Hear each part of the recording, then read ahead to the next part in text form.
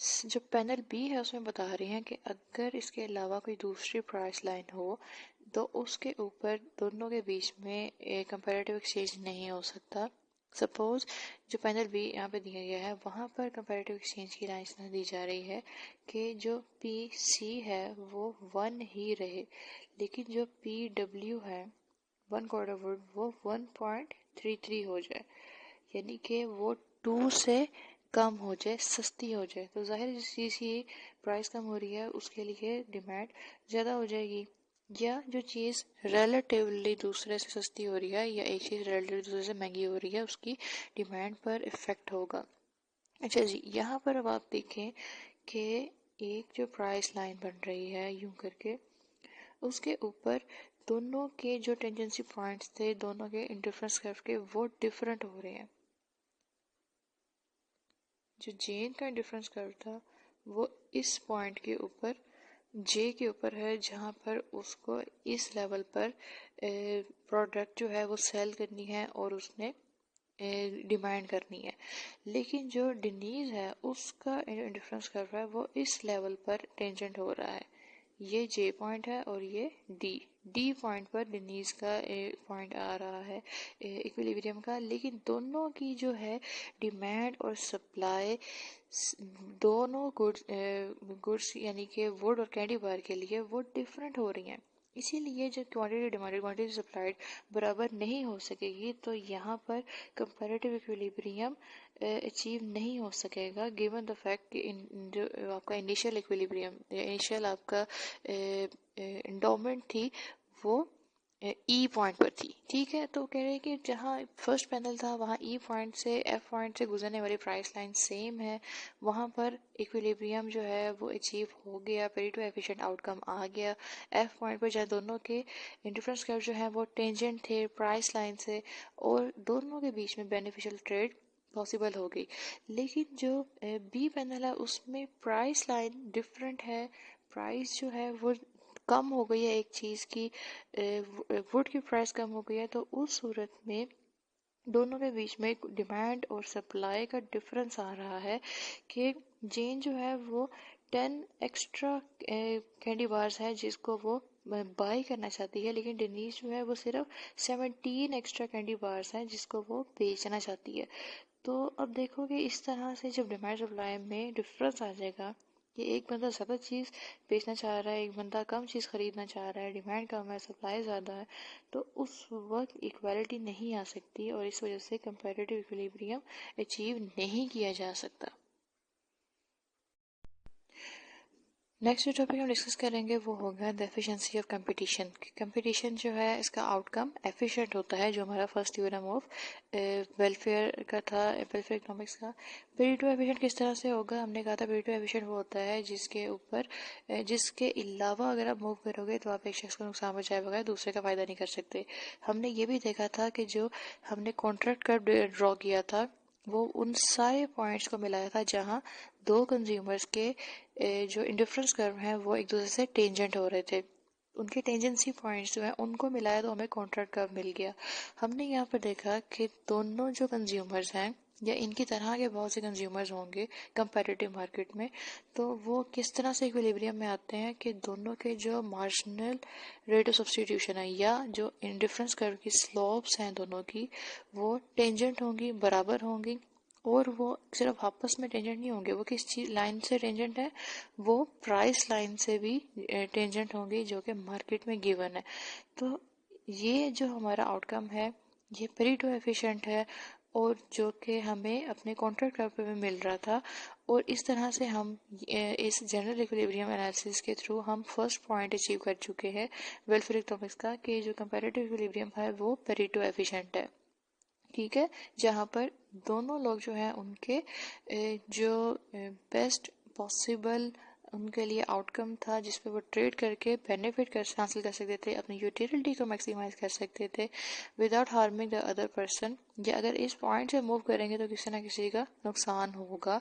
तो उस पॉइंट को हमने यहाँ पर अचीव कर लिया।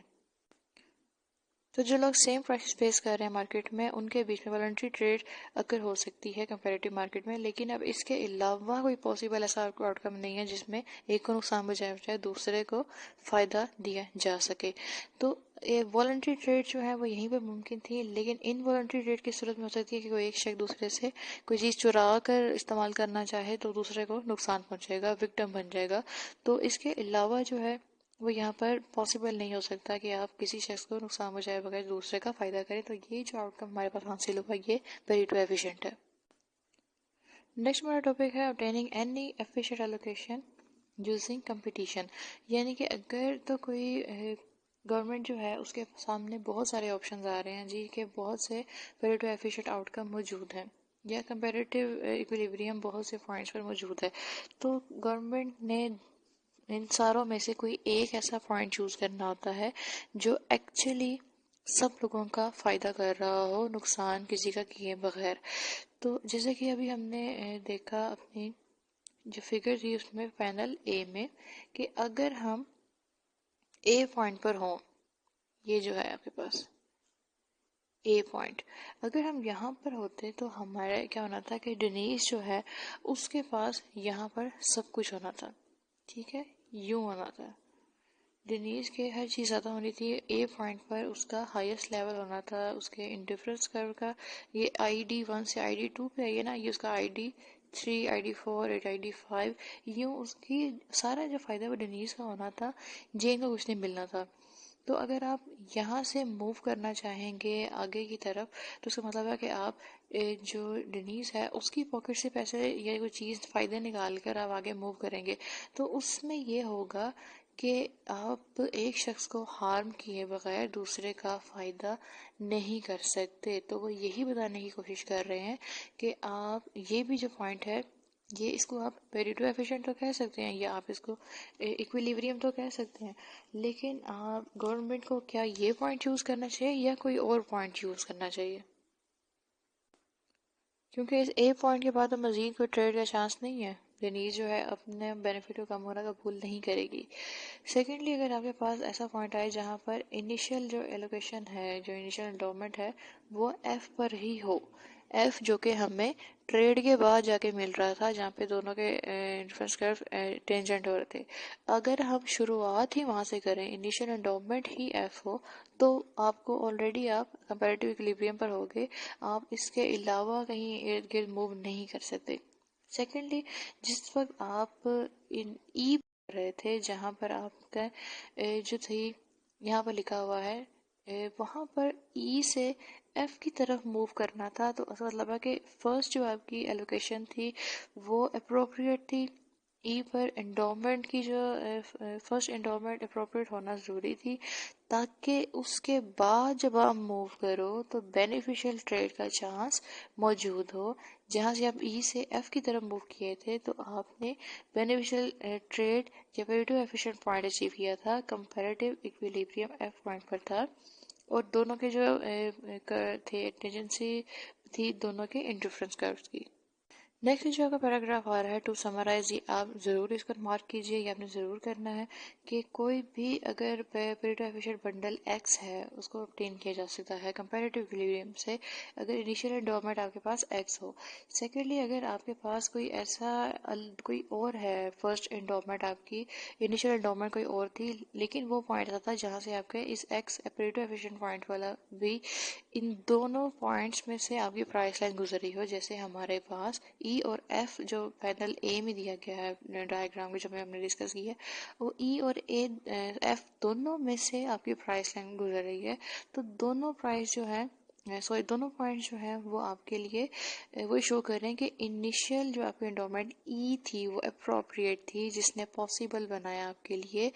ट्रेड को बेनिफिशियल कि जब वो ई से मूव किए फर्दर एफ पॉइंट तक तो उनके बीच में चांस था, पॉसिबल था कि वो ट्रेड कर सकते थे और फ़ायदा हो सकता था। तो आपकी जो सेकंड थ्योरम था वेलफेयर इकोनॉमिक्स का वो ये था कि पेरेटो एफिशिएंट इक्विलिब्रियम हासिल किया जा सकता है कंपटीशन से given an appropriate endowment. Endowment क्या होती है? जो पहली इनिशियल आपकी डिस्ट्रीब्यूशन ऑफ वेल्थ होती है उसको कहा जाता है एंडोमेंट। तो जनाब जो वेलफेयर थ्योरम है फर्स्ट वो आपको बताता है कि किस तरह से जो कंपटीशन है